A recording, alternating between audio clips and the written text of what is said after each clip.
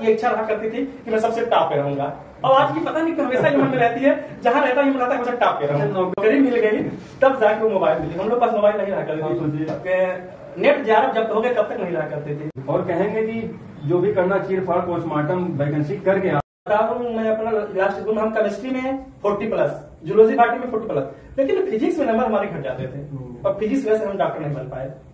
आता है तो हम लोग खाना खाने के बाद हम लोग उसकी मोबाइल जब्त कर लेते हैं, जमा कर लेते हैं। तैयारी तो मैं टीजीटी के कभी लक्ष्य बनाकर किया ही नहीं, मेरा हमेशा लक्ष्य था सिविल ही। लेकिन जब एग्जाम उसके आते पीजीटी के, तो जो मैं कोचिंग किया रहता था उसकी नोट्स और जो किताबें थी हमेशा मैं 2 महीने पढ़ता था, एग्जाम से पहले 2 महीने। तो कुछ वर्षों से नौकरियां भी थोड़ी सी कम आ रही हैं। मुझे बाबा साहब भीमराव अम्बेडकर की एक बात याद आती है, उन्होंने लिखा था कि शिक्षा शेरनी का वह दूध होता है जो जितना ज्यादा पिएगा उतना अच्छा दहाड़ेगा। हाँ बिल्कुल, परमाणु बम है ये। और आप भी ऐसे अपने दोस्तों को सपोर्ट करते रहिए और उनका जो है सहयोग करते रहिए। उसके बाद दोस्त की बात हो गई। अच्छा, जो ग्रामीण परिवेश होता है आज का, जो मैं चर्चा तो थोड़ा थोड़ा करना चाहूंगा कि ग्रामीण परिवेश को आप कैसे देखते हैं, जबकि एक व्यक्ति को बनाने में, एक व्यक्ति को कहीं पहुंचाने में, या एक व्यक्ति को कहीं उसके अंदर निगेटिविटी डालने में उसका समाज बहुत बड़ा महत्वपूर्ण, मतलब बहुत मुझे अपने दिन याद आ गए। जब मेरा मेडिकल में नहीं हुआ जी, तो जब मैं सिविल के क्षेत्र में गया और बीएड कर लिया और नौकरी नहीं मिली थी, उसके पहले जब मैं इलाहाबाद से कभी घर आया कर, वैसे घर बहुत डर के मारे का समाज के डर के बहुत कम आता था, लोग लज्जा। हाँ, तो कुछ लोग ऐसे थे गाँव में जो ये चाहते थे कि मुझे नौकरी ना मिले, लेकिन वो पूछते थे भैया ये आप तो बहुत मेहनत कर रहे हैं, पता नहीं कहें तो हर बहुत ना रहा, लेकिन वो चाह रहे थे कि ना हो। तो गांव में निगेटिविटी पैदा करने बहुत लोग थे, हालांकि हमें इन नकारात्मक चीजों से बचना चाहिए। बिल्कुल बिल्कुल, उनकी बातों को इग्नोर करते हैं, ऐसे लोगों की संगत में नहीं आना चाहिए, बिल्कुल नहीं। और ये तो बहुत बड़ी चीज है कि निगेटिविटी से हमें हमेशा दूर रहना चाहिए, खासकर अगर आप पढ़ाई में इन्वॉल्व हैं। तो मैं बताना चाहूंगा एक चीज और सर की, जो मैंने अनुभव किया है कि क्या कहेंगे लोग बहुत बुरा है रोग, क्या कहेंगे लोग, तो ये एक बहुत बड़ा प्रोवर्ब है, कहावत है। और इस कहावत को हमारे प्रिय मित्र अंकुश यादव जी, जो कि अभी पीसी से तैयारी करते हैं, हालांकि उनका भी हिस्ट्री से नेट हो गया है बिया का, मैं उनको जो है अग्रिम बधाइयां देता हूं उसके लिए। और उन्होंने, उनके मुख से मैंने सुना था, मैं उनसे बहुत ज्यादा प्रेरित रहता हूँ और पढ़ता भी हूँ, उनसे बातें भी होती है, तो हमारी सामाजिक मुद्दे पे भी हर एक प्रकार की चीजों पे हमारा डिस्कस हो जाता है, काफी लंबा हो जाता है। तो ये कहावत मैंने अंकुश जी के मुंह से सुना था, उन्होंने कहा था कि राहुल क्या कहेंगे लोग, बहुत बुरा है रोग, अगर आप इससे नहीं निकल पाए तो जान लीजिए कि आपका कुछ नहीं होने वाला है ना। बिल्कुल सोचते नहीं चाहिए किसी, कोई क्या कह रहा है आपके बारे में। कुछ लोग ये कहते हैं कि अरे यार अब नौकरी पा गए, अब नहीं हो पाएगा।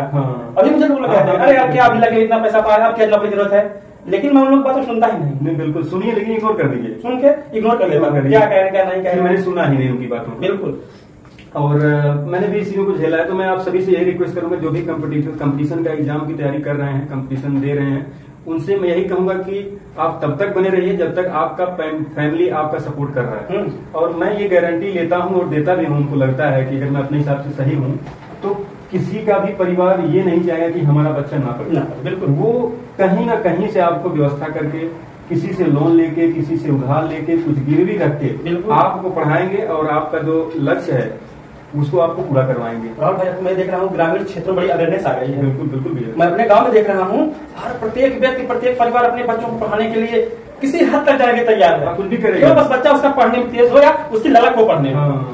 हमारे गांव में जब हमको नौकरी, हमसे पहले 3-4 लोग नौकरी पा चुके थे।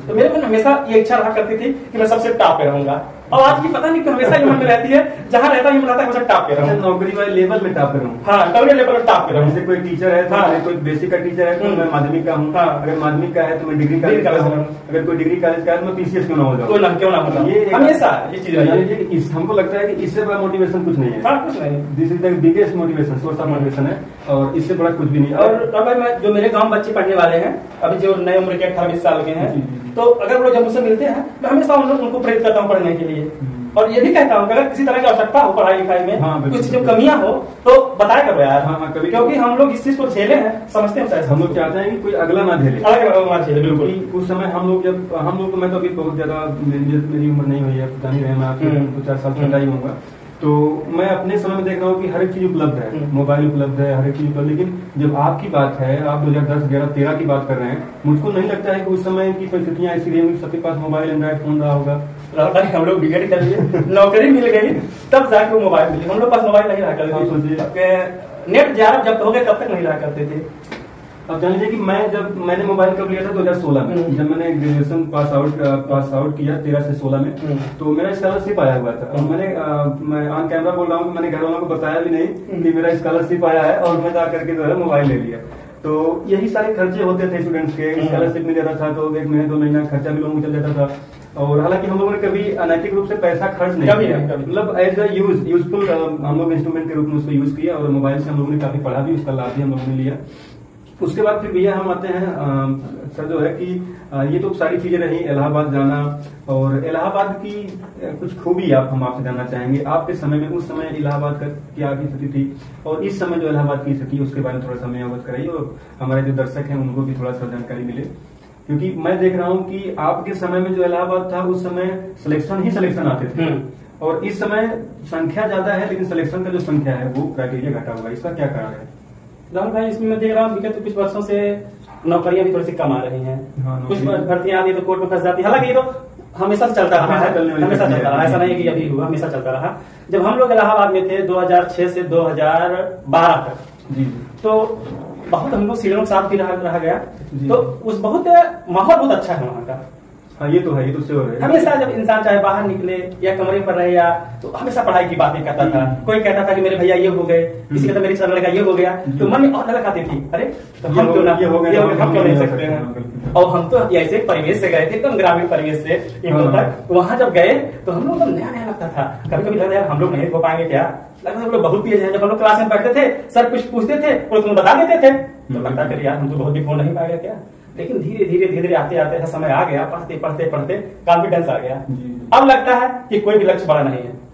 हाँ बिल्कुल, बस ठान लिया जाए और ईमानदारी से लगा जाए, हर एक लक्ष्य पाया जा सकता है। बिल्कुल। अच्छा, मैंने जो अनुभव किया, मैं भी 6 महीने लगभग इलाहाबाद रहा हूँ, 6 मंथ, तो मेरा अनुभव ये रहा है कि इलाहाबाद जो बच्चों का जो पहले की जो क्राइटेरिया है वो इलाहाबाद में ये हुआ करते थे कि हमको लगता है कि 2010 या 13 के पहले का जो मैं शेड्यूल बता रहा हूँ, उस समय बच्चे जो इलाहाबाद शिफ्ट हुआ करते थे वो लगभग हमको लगता है कि कम से कम की जो क्वालिफिकेशन वो ग्रेजुएशन कंप्लीट करके जाते थे। लेकिन आज का जो माहौल है, इलाहाबाद एक सोर्स ऑफ, हमको लगता है कि लोग कहते हैं कि इंटरटेनमेंट बन गया, फैशन बन गया। लड़का जैसे किसी के घर जाइए, लड़का कहाँ क्या करता है, इलाहाबाद रहता है, क्या करता है, बीए कर रहा है, इंटर कर रहा है। तो मैं चाहता हूं कि अगर बच्चा, मेरी ये पर्सनल एक्सपीरियंस है कि अगर कोई बच्चा है वो इलाहाबाद उसके परिवार से वाले शिफ्ट करना चाह रहे हैं, तो उसको कम से कम उसकी जो क्वालिफिकेशन निर्धारित हो वो कम से कम ग्रेजुएशन। क्योंकि मैंने देखा है कि जो बच्चे ग्रेजुएशन करके घर से इलाहाबाद निकलेंगे, उनके पास मौका ये होगा कि उनके पास वैकेंसी मिलेगी। अगर आप टीचिंग की फील्ड में जा रहे हैं तो बीएड या बीटीसी मस्ट है। अगर आप किसी वनडे एग्जाम के लिए जा रहे हैं तो इंटर मस्ट है। अगर उससे रिलेटेड है तो, अगर आप टीसीएस के क्षेत्र में, सिविल के क्षेत्र में जा रहे हैं तो आपके लिए ग्रेजुएशन मस्ट है। तो अगर आप जिस भी फील्ड में आप जा रहे हैं, कम से कम उसकी क्वालिफिकेशन आप कंप्लीट कर चुके हो तब जाए। अगर आप तब जाएंगे तो आपके पास वो सोर्स ऑफ एनर्जी रहेगा।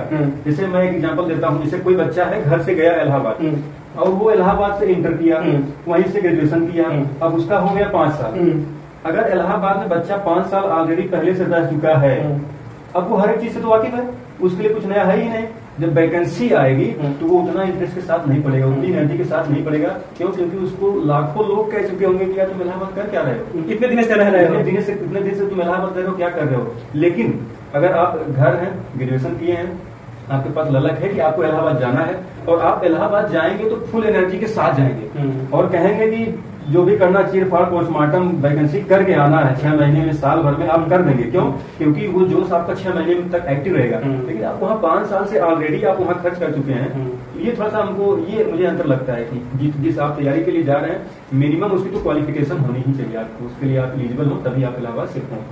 और प्रयागराज वैसे भी जो है ऐसी नगरी है, जो गया वहां से खाली हाथ कोई नहीं लौटा, कुछ न कुछ लेके जरूर लौटेगा। लेकिन अगर आप ईमानदारी, संयम, धैर्य और अपनी घर की परिस्थितियां, अपनी जिम्मेदारी, भाई बहन के प्रति क्या रिस्पॉन्सिबिलिटी है आपकी, अगर इन सभी चीजों को आप फॉलो करते हैं, तो मेरा ये दृढ़ संकल्प है और मेरा ये पर्सनल विचार है कि आप वहां से जरूर कुछ न कुछ बन के आएंगे। बिल्कुल। मैं बता दूं, जितने हम लोग अपने बैच में थे, जितने लोग मुझे ध्यान आ रहा है, हम लोग 10 लोग बहुत क्लोज थे जी जी। और उसमें से 5 लोग एक साथ मालटारी से बीएड किए थे गवर्नमेंट कॉलेज में आजमगढ़ में। उन 5 लोगों में सब लोग नौकरी पा गए। एक भैया थे वो लोग पीसीएस में सेलेक्ट हुए, एक लोग राइस निरीक्षक हो गए, 3 लोग हम लोग टीचर हो गए हैं और 1 आध 2 लोग और जो थे वो अच्छी कंपनी में पोस्टेड हो गए हैं। अच्छा सर, अच्छा एक चीज और बताइए, जैसे सर क्योंकि आपका अनुभव हम लोगों के अनुभव से काफी बड़ा है और इतने सारे एग्जाम दिया आपने, आप नेट क्वालिफाई हैं हिंदी से, तो हिंदी वाले बच्चों के लिए, हिंदी भाषी बच्चों के लिए क्या कहना चाहेंगे? आजकल हिंदी का जो ट्रेंड एग्जाम वगैरह का बदला है, उसका जो मेरिट कट ऑफ जो फाइल आ रही है, और इसमें तो टीजीटी में हमने देखा है कि ये भी नहीं, आपका इंटरव्यू भी हटा दिया गया गवर्नमेंट के द्वारा, तो ये तो सरलता तो हो ही गई है, लेकिन उस एग्जाम को कैसे क्वालिफाई करें, उनके लिए क्या सजेशन देना चाहेंगे? देखिए राहुल भाई, पहले बात मैं अपनी बात बता दूं कि मैंने जब पीजी किया था टीडी कॉलेज से तो लगातार क्लास भी नहीं कर पा रहा था। अच्छा, रेगुलर आप क्लास नहीं कर रहा है, बस मैं इलाहाबाद था, तो मैं पहली बार कोचिंग किया हिंदी की, उसके बाद मैं उसकी बुक्स लिया हिंदी, और जब तैयारी तो मैं टीजीटी के कभी लक्ष्य बनाकर किया ही नहीं, मेरा हमेशा लक्ष्य था सिविल ही। लेकिन जब एग्जाम उसके आते पीजीटी के, तो जो मैं जो कोचिंग किया रहता था उसकी नोट्स और जो किताबें थी हमेशा मैं 2 महीने पढ़ता था, एग्जाम से पहले 2 महीने। इस बार जब मैं प्रवक्ता का इंटरव्यू दिया 2 महीना पढ़ा था और 2 महीना जीआरसी प्रवक्ता के लिए। हाँ, लेकिन मैं फ्रेशर बच्चों को ये कहना चाहता हूँ, अगर आपका बेस क्लियर है तो आप बुक्स पढ़ लें, जो डॉक्टर नागेंद्र की है, आचार्य रामचंद्र शुक्ल जी की है, राम तिवारी जी की है, और ग्रामर की 2-3 बुकें हैं, अच्छे से पढ़ें उसको और विगत वर्षों के पेपर जरूर देखें। हाँ, इसका तो बहुत बड़ा लाभ होता है। हम लोगों ने इसका जो है प्रयोग किया हुआ है। तो जब हम लोग कोचिंग में थे तो अजय सर हम लोगों के घटना चक्र के बारे में बताते थे, और घटना चक्र को यही कहते थे सर कि उसको तो रट ही डालो, बिल्कुल उसको रट डालो, और जो समझ में आ रहा है तो समझ में आ ही जाए, जो नहीं समझ में आ रहा है उसको रट डालो। और ये मेरा वो आश्वस्त करते थे हम लोगों को, कम से कम 25% क्वेश्चन यहाँ से आना है, और हम लोगों ने एग्जाम जब दिया तो हमने उसको पाया भी कि 25% क्वेश्चन हूबहू क्वेश्चन ही रिपीट हो गया था। तब जाकर के हम लोगों को एहसास हुआ कि अरे वाह क्या बात है। अच्छा, तब ये इतनी सारी बातें हो गई सर, और मैं एक चीज और जानना चाहूंगा कि कब ये विचार आया कि आप एज ए स्टूडेंट, आप मेडिकल के स्टूडेंट के रूप में आप इलाहाबाद शिफ्ट हुए थे, 4 साल आपने उसमें दिया भी है? 4 साल दिया, और मुझसे ज्यादा मेरे घर वाले कहते थे कि डॉक्टर बन जाओ। मैं बहुत मेहनत किया हालांकि डॉक्टर बनने के लिए, लेकिन फिजिक्स बहुत पढ़ता समझ में आती नहीं। एक चीज और देखता हूँ, जिस विषय में आप कमजोर हो उसकी रुचि भी कम होती पढ़ने में। हाँ बिल्कुल। तो मैं केमिस्ट्री, जूलॉजी, बॉटनी रट डाला था। तब हम लोग सीबीएमटी चलता था उस समय, अब तो नीट हो गया। अच्छा, नीट सब तो हम बता रहा हूँ, मैं अपना लास्ट स्कूल में हम केमिस्ट्री में 40+, जूलॉजी बॉटनी में 40+, लेकिन फिजिक्स में नंबर हमारे घट जाते थे और फिजिक्स वजह से हम डॉक्टर नहीं बन पाए। लेकिन उसका जो हमने पढ़ाई किया था उसका हमने सिविल में बहुत उपयोग किया। अच्छा, वहाँ आज तक साइंस के क्वेश्चन गलत नहीं होते हमसे। हाँ, ये तो बेनिफिट उसका कभी गलत नहीं, साइंस क्वेश्चन मिलेगा, और वो इन्वायरमेंट से जुड़ा होता है, तो इन्वायरमेंट और साइंस के क्वेश्चन कभी गलत नहीं हुआ करते थे, और उसका लाभ मिलता है हमको सिविल में। और अच्छा, जब आप एक मेडिकल के स्टूडेंट के रूप में आपको वहाँ स्टैब्लिश किया गया था, इलाहाबाद आपको शिफ्ट किया गया था, तो आपने फिर ये कब सोचा कि अब मुझे टीचर बनाना चाहिए, मेरा डॉक्टर मेडिकल में नहीं होगा? जब 34 साल मेरा स्कोर 129 नंबर में पाया तो मुझे एमबीबीएस नहीं मिल रहा था, ना बीडीएस भी नहीं मिल रहा था। तो मेरे भैया कहे कि आप तुम्हारा नंबर फीस बढ़ भी नहीं रहा है, तो हमने बगल से वो भर दिया था बीए का फॉर्म, तो उसमें हमारा बीए फाइनल हुआ था। तो बीएड का फॉर्म आया, भाई साहब कैसा करो, तुम बीएड कर लो और फ्रेश कॉलेज से करो, क्यों तुम इतना पैसा लॉस कर चुके हो, प्राइवेट से बीएड नहीं करना तुमको। फिर मैं इतना ही मेहनत से पढ़ता था, इतनी मेहनत, भैया मुझे खूब बताते थे जीएस कैसे कैसे क्या पढ़ना है। मैं पूरा जितना उसका पेपर था पुराना सब रट डाला। और उस समय मेरी रैंक थी 1100 कुछ रैंक थी यूपी में, मैं 415 नंबर पाया था उस समय, माइनस मार्किंग के साथ। सोचिए, तो फिर वही मेरा पहला चॉइस मालटारी था, तो मैंने वही मालटारी से बीएड किया। अच्छा, फिर हम ये जानना चाहेंगे कि जो सोर्स ऑफ मोटिवेशन है कि आप किससे सबसे ज्यादा प्रभावित हुए अभी तक लेकर, आप बचपन से लेकर जब से आपने होश संभाला हुआ है तब से आज तक आप सबसे ज्यादा किसी से प्रभावित हुए हैं, जिन परिस्थितियों ने आपको सबसे ज्यादा मोटिवेट किया हो कुछ करने के लिए, कुछ बनने के लिए, हम उन परिस्थितियों के बारे में थोड़ा जानना चाहेंगे कि वो कौन सी परिस्थिति और वह कौन सा व्यक्तित्व है या कौन सा व्यक्ति है जिसने आपको सबसे ज्यादा मोटिवेट किया हो। देखिए, सबसे ज्यादा मोटिवेट तो हमारे फैमिली लोग हमको किए, क्योंकि हम अपने फैमिली पहले मेंबर हैं सरकारी जॉब करने वाले। अच्छा। तो गांव में और लोग जॉब करते थे, चाचा हमारे बाहर रहते थे, तो वो चाहते थे कि बेटा हमारा पढ़ने में अच्छा और नौकरी करे, तो उन लोगों ने हमको इनकरेज किया। साथ ही जो भाई जब हम गए तो हमारे भाई साहब इलाहाबाद रहा करते थे, और जब उनके साथ हम रहने लगे एज ए जूनियर पार्टनर, तो उनके साथ सब सीनियर लोग रहा करते थे, कोई मेंस दे रहा है, कोई यहाँ कोई रेलवे, तो हम लोग नौकरियां कर रहे थे। तो धीरे धीरे मेरे मन में इच्छा होती कि नौकरी हर हाल में लेना है, और उन परिस्थितियों से मैंने बहुत सीखा। कि यार अब तो कुछ न कुछ करके ही वापस लौटना है, कुछ भी हो जाए।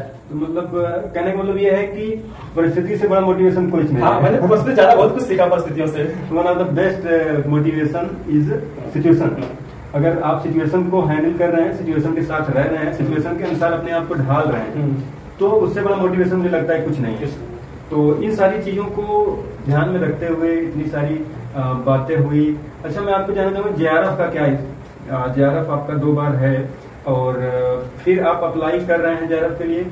नहीं, अब JRF अप्लाई नहीं करता, क्योंकि मैं JRF अब इसलिए नहीं करता हूँ क्योंकि JRF और नेट में से इतना अंतर होता है कि आप JRF में जब PhD करेंगे तो आपकी स्कॉलरशिप मिलेगी। जी जी। तो मैं ऑलरेडी जॉब में हूँ जी, तो मुझे स्कॉलरशिप मिलेगी नहीं, फेलोशिप नहीं मिलेगी। फेलोशिप नहीं मिलेगी। और फेलोशिप से मैं करूंगा तो वहाँ शायद 35,000 मिलेगा, उसका अगर 1.5 गुना सैलरी मिलती है। तो मैं PhD अब करना चाह रहा हूँ, हालांकि किसी ने अपने गाइडलाइन में परिवर्तन कर दिया है अब कि पार्ट टाइम PhD कर सकते हैं जॉब करते हुए भी, क्योंकि मैंने 5 साल पूरा कर लिया है। तो मैंने अप्लाई भी किया है तुम्हारी यूनिवर्सिटी में, स्टूडेंट जो बनी हुई है।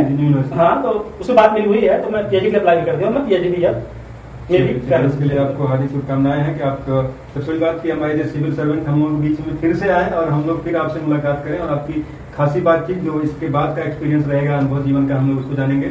और एक हम कह सकते हैं कि दिस में भी our last question for you, आपके लिए, कि हमने बहुत सारी बातें कर ली, शिक्षक कैसे बना जाता है, आपकी और हमारी सफलता में परिवार का, समाज का, नात रिश्तेदार जो होते हैं उन सभी का बहुत बड़ा योगदान होता है। तो इन सब चीजों को सुनने के बाद, जानने के बाद, आप आज के हमारे जो युवा साथी हैं जो प्रिपरेशन के लिए, कंपटीशन के लिए प्रिपेयर हो रहे हैं और जो घर भी हैं और वो उनके मन में एक लालसा है कि वो आगे चल के कुछ बनेंगे, कुछ बनने से संबंध में ये है कि वो कुछ सोशल सर्वेंट के रूप में, as a teacher, engineer, doctor और सिविल सर्वेंट के रूप में जो भी बनना चाहते हैं, तो उनके लिए आपका क्या संदेश है कि क्या कहना चाहेंगे कि वो कैसे क्या करें कि उनको सफलता जल्दी मिले, कम समय में? भाई, अब तो मुझे लग रहा है कि गांव और सिटी बहुत अंतर नहीं रह गया है। जब से ऑनलाइन चीजें मिलने लगी हैं, तो बहुत अच्छी अच्छी संस्थाएं, बहुत अच्छी अच्छी कोचिंग को ऑनलाइन उपलब्ध है। जी बिल्कुल, आप घर बैठे भी अच्छा कर सकते हैं। उस समय इस समय इतना अंतर हो गया है, अब हम ऑनलाइन चाहे तमाम अच्छी अच्छी कोचिंग कर सकते हैं, बस समय हमको निकालना होगा और किसी लक्ष्य के प्रति हमको समर्पण दिखाना होगा, समर्पण दिखाना होगा।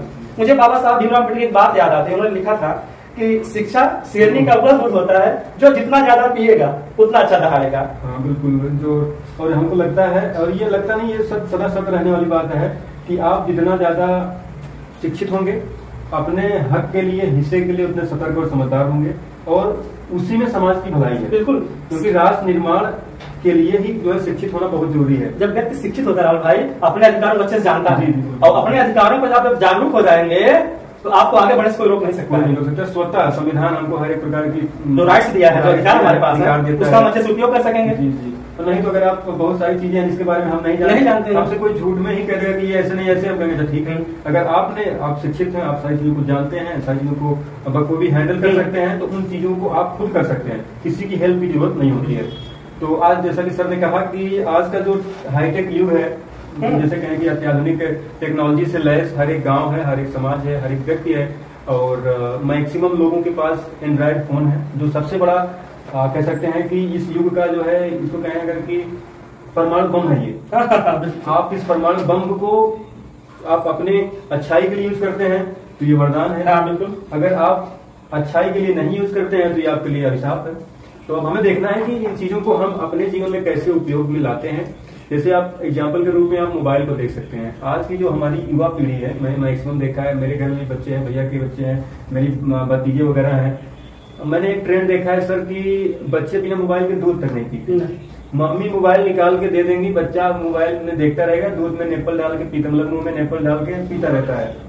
तो ये सबसे समझे कि हमको लगता है कि इससे बड़ा अभिशाप दुनिया में कुछ नहीं हो सकता। हालांकि टेक्नोलॉजी का युग है, सारी चीजें बढ़ रही हैं, लोग अपने एक दूसरे के साथ समय ना बिताने के लिए, जैसे भी हम और आप, जैसे पुराने दोस्त पहले जब मिलते थे तो हम लोग गप्पे हाका करते थे, अरे भाई तुम बताओ कुछ, अरे भाई तुम बताओ कुछ, क्या चल रहा है आजकल, अरे आप मामा के यहाँ गए थे तो क्या चल रहा है। लेकिन आज का जो युवा है, अभी हमारे ही लोग की पीढ़ी को देख लीजिए, आज के जो युवा है मैक्सिमम वो क्या कर रहे हैं, मोबाइल में क्या कर रहे हैं, यूट्यूब खेल रहे हैं या पबजी खेल रहे हैं, फ्री फायर खेल रहे हैं, मैक्सिमम खेल रहे हैं। और ये जो संख्या है हमारी, हमको लगता है कि 15 साल से लेकर के 22 या 25 साल की अवस्था है।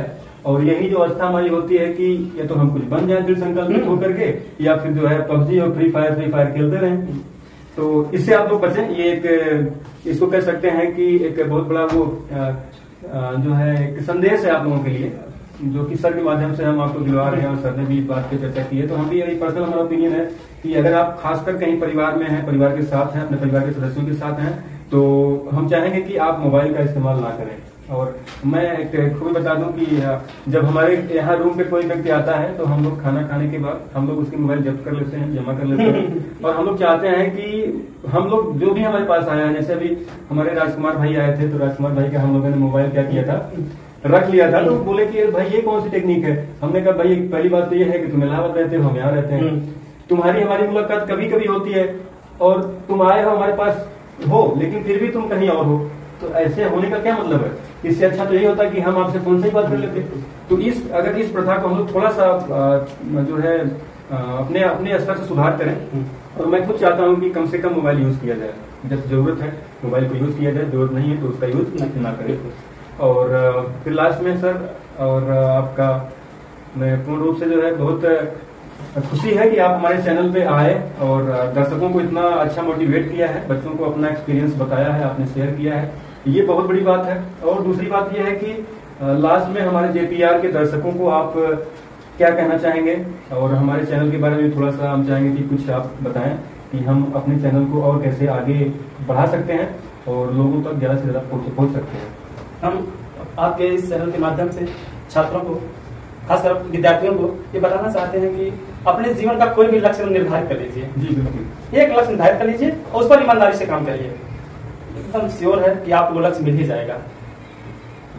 तो चलिए सर, आज की इस सभा के लिए, सभा का क्या इंटरव्यू तो नहीं कहेंगे, आज एक खासी बातचीत हमारी जो आपकी हुई है, इसके लिए आपका बहुत बहुत आभार, बहुत बहुत धन्यवाद। और आप सभी दर्शकों से हमारा निवेदन है कि आप बने रहें अपने JPR क्लासेस बाग बहार के साथ, और हम आपको ऐसे ही मोटिवेशनल वीडियो आप तक पहुंचाते रहेंगे। और हम आपसे मिलेंगे नेक्स्ट वीडियो में, तब तक के लिए नमस्कार। तो धन्यवाद भाई।